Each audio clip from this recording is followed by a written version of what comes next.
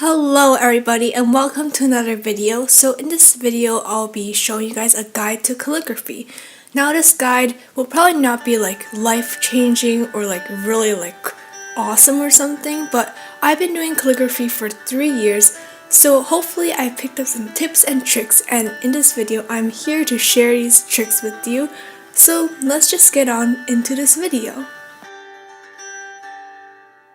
So the first thing that you should consider is what materials you use when you do calligraphy. So if you're doing fox calligraphy or if you're faking the calligraphy, you should use a broader gel pen to get more bold strokes so you can make your calligraphy stand out. However, if you're doing small size calligraphy, you should use like a small brush pen like the Tombow Fude Nosuke hard and soft brush pens. I also know that the Pentel Fude Touch is a good option. And next, if you're doing like big size calligraphy for like big titles and such, you should use something like the Tombow Duo Brush Pen, which has a lot of pretty colors. So what is calligraphy? So in my opinion, calligraphy is fancy cursive with thickened downstrokes. Now downstrokes are the lines that sort of come in your direction, and upstrokes are the lines that don't come into your direction. You can right now see me doing fox calligraphy, basically drawing everything, writing in cursive and then thickening those downstrokes.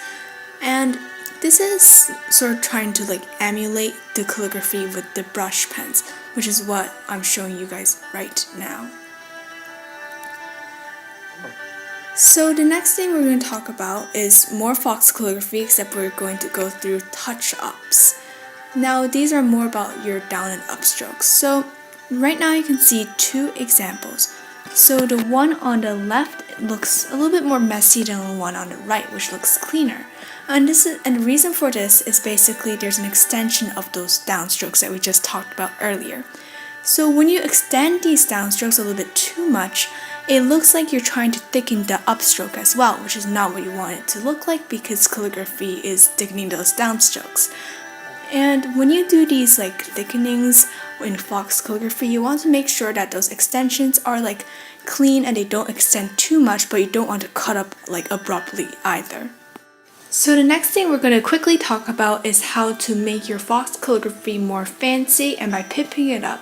So what I like to do is to get inspiration from other people. Other people have such good calligraphy, and I get my inspiration from study quill, and you can sort of observe their own styles, which you can borrow to yours. Now we're going to talk about brush lettering. So brush lettering is basically using a brush pen, and this brush pen has a flexible nib. Now this flexible nib sort of gives you line variation due to the pressure that you put on it, and there are a lot of different types and sizes of these brush pens. So an exercise that you can do to get used to these different pressures and line variations is to do this the squiggly thing, I guess how you call it, where you sort of vary the pressure where you put, not necessarily writing letters, but just drawing the squiggly lines based on up and down strokes. So I would recommend doing a small size brush pen because it gives you better control. So what I first did was to do light-handed upstrokes so you can get used to it, and then go for heavy-handed downstrokes. So now you can see that line variation, which is what we want to accomplish. Then we can now combine these, stopping in between so you can still get that good line variation by putting different pressure. And then after you get used to this, you can start going for that curly thing, still stopping in between so you can make sure this line variation is seeable. I think that's a word, it's probably not a word, but you can see me stopping in between every time it changes between an up and down stroke. And then after practice, you can sort of do it without having to stop, which is what, people do, I guess. And then after you get used to this, you can start doing the same thing but with letters. So you can just write simple words like hi or bye. And when you start doing this, I would suggest just to stop between again each downstroke and upstroke.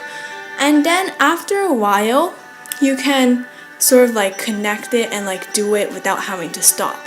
But this does take practice because this is pretty different from regular things. So don't be sad if it doesn't turn out as good when you start, because just saying, when I started, my thing looked pretty bad. An important thing to keep in mind is to have that line variation because that's what makes calligraphy calligraphy. So now you can see me doing the same exercise except with a bigger brush pen, and in this case is a Tombow Jewel brush pen. Now, I really do suggest going with a smaller size brush pen at first because these have a bigger flexibility and thus are much harder to control. Now some ways that you can practice this calligraphy stuff is to write the alphabet, and then you can also practice by writing random words. You can also pimp up your calligraphy using the same techniques that I said in fox calligraphy. So I hope this was helpful, and thank you for watching. Bye!